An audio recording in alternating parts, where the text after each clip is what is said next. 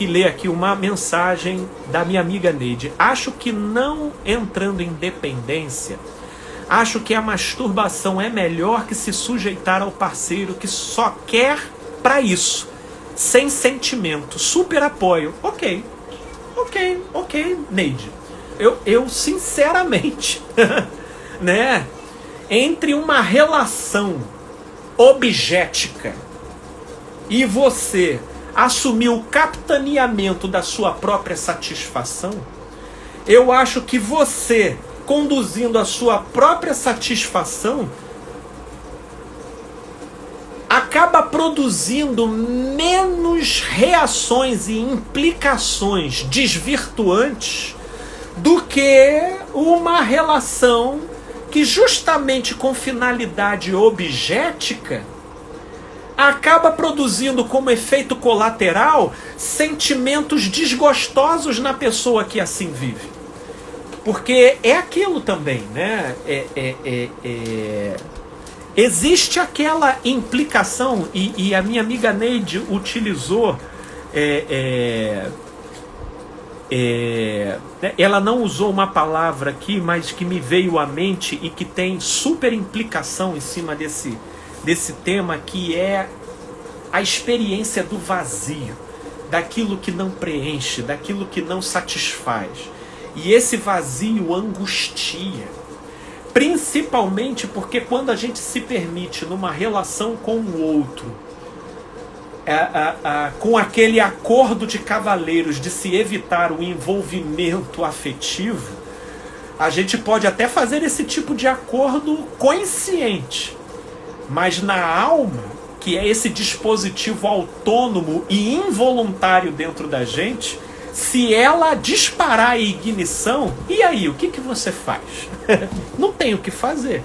Só vai gerar uma situação onde você vai novamente ter que sofrer aquele sentimento de rejeição por uma situação que já estava denunciando, né, a sua tragédia desde o início, né? Mas porque a gente se deixou levar pelo inebriamento do momento, a gente acaba caindo naquele alçapão, armadilha da disposição desinteressada do outro na relação com a gente.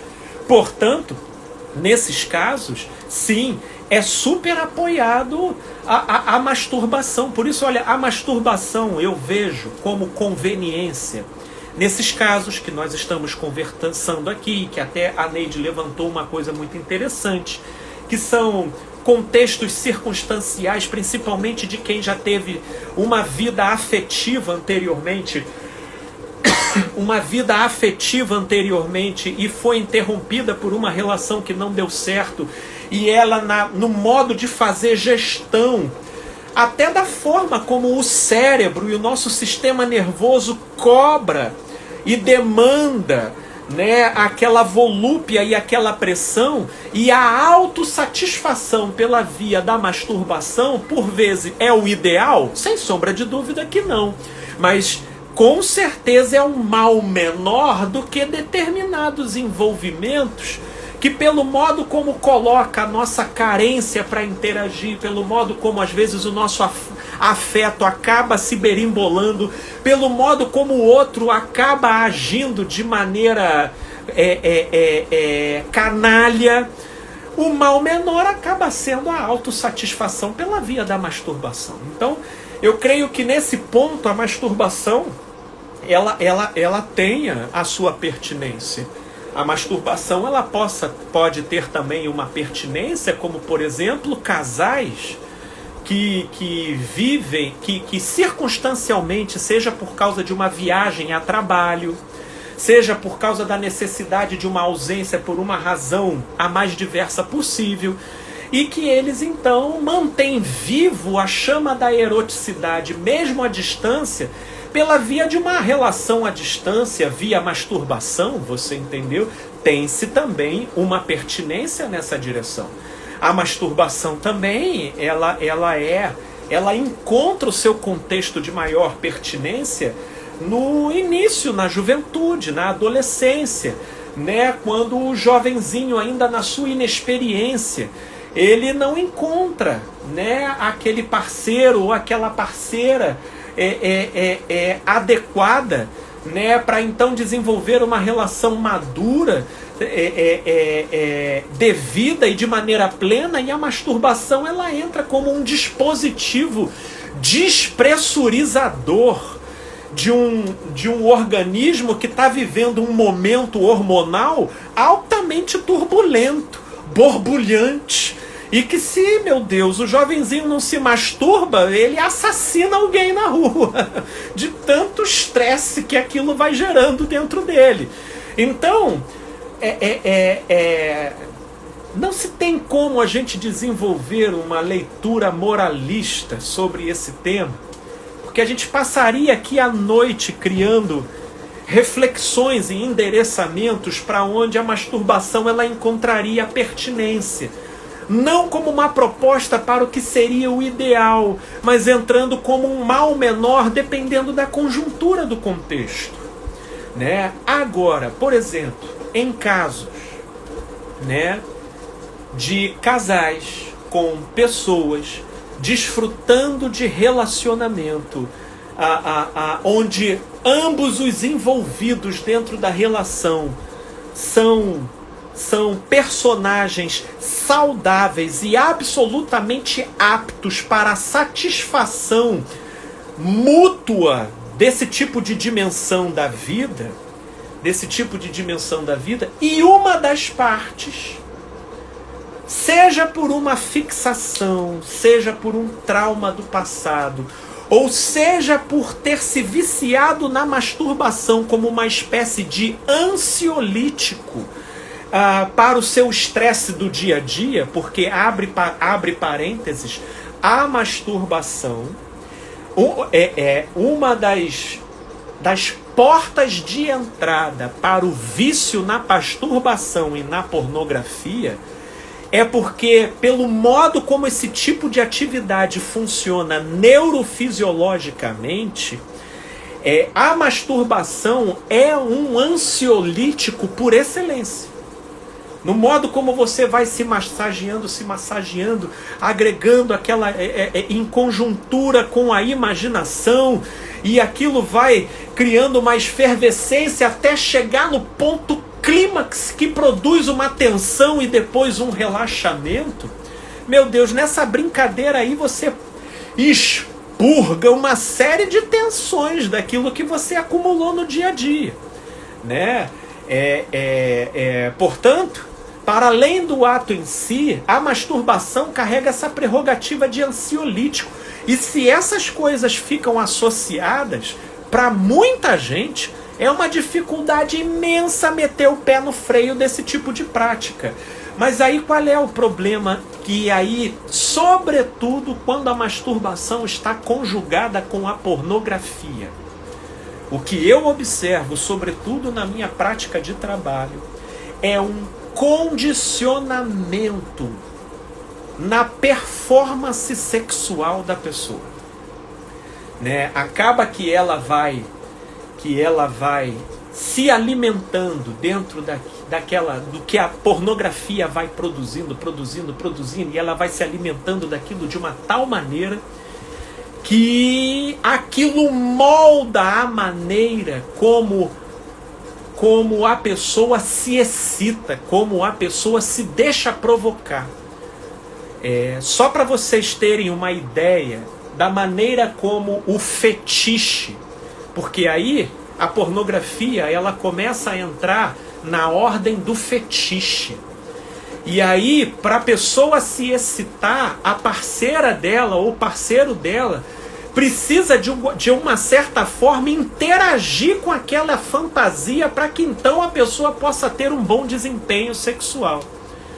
Só para vocês terem uma noção, né, de exemplo de como o fetiche molda o desempenho sexual, já há um tempo atrás, isso foi um caso de discussão de faculdade, né, onde uma dada paciente, uma moça jovem, né, uma moça de família, ainda com todas aquelas idealizações do príncipe encantado, do castelo e da felicidade. E ela foi se casar com um médico, inclusive de muito bom gosto, até da própria família. Aquele tipo de casal que todo mundo dizia: nossa, vocês nasceram para viver juntos.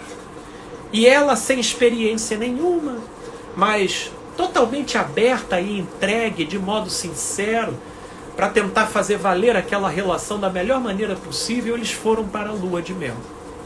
Chegando na lua de mel, quando da primeira relação que eles teriam, o camarada não vingou, não compareceu. Aí tudo bem, ela inexperiente, ela não sabia detectar e mapear a coisa, e já na segunda noite o camarada: você faz um favor para mim? Vai parecer esquisito o que eu vou te pedir, mas você tem como sentar em cima daquele balde de gelo ali? E a menina era jovem, ingênua, não tinha muita experiência com isso. Cara, isso é muito estranho, eu nunca ouvi falar disso, mas... cara, eu casei, né? Tô aqui, vamos lá. Sentou lá no balde de gelo, aí no que ela sentou, e aí, depois de um tempo, aí beleza, eles tiveram uma relação efusiva. No dia seguinte, ela não sentou no balde de gelo e o sujeito não conseguiu novamente. No terceiro dia ele pediu: ela achando aquilo esquisito, mas por quê? E o camarada sempre evasivo. Ela sentou no balde de gelo de novo. Eles tiveram uma relação perfeita. Eu sei que saíram da lua de mel com essa incógnita. E os primeiros meses da vida de casal deles começou a seguir nessa direção, e aquilo foi incomodando a menina, incomodando. Chegou um momento que a menina não aguentou. Olha, eu não aguento mais sentar em balde de gelo, você não consegue ter um desempenho sexual, a não sei que eu faça isso e tal. Contou para a família, ou seja, a situação veio à tona. E o que veio à tona? Ele era médico, e médico legista. Você já consegue imaginar o que acontecia? Ele desenvolveu um fetiche de fazer sexo com defuntos na geladeira do IML. Você entende? E aí veja como que isso... lembra do que estávamos falando do início, da imaginação, que ela extrapola aquilo que a realidade oferece, e isso pode ser muito bom, ou isso pode ser uma catástrofe, de modo a condicionar a performance sexual do sujeito. Ou seja, ele não conseguia ter um bom desempenho, a não ser que as partes íntimas da mulher, a vagina da mulher, estivesse tremendamente gelados. Portanto, é nesse sentido que os fetiches eles vão deformando e condicionando o desempenho sexual, de modo que o parceiro que vive com essas pessoas precisa, para desfrutar de um desempenho minimamente satisfatório da pessoa, a pessoa precisa se enquadrar dentro do panorama desse fetiche, o que às vezes coloca a pessoa em situações altamente desconfortáveis e antinaturais à sua própria espontaneidade. E aí nós temos um baita problema.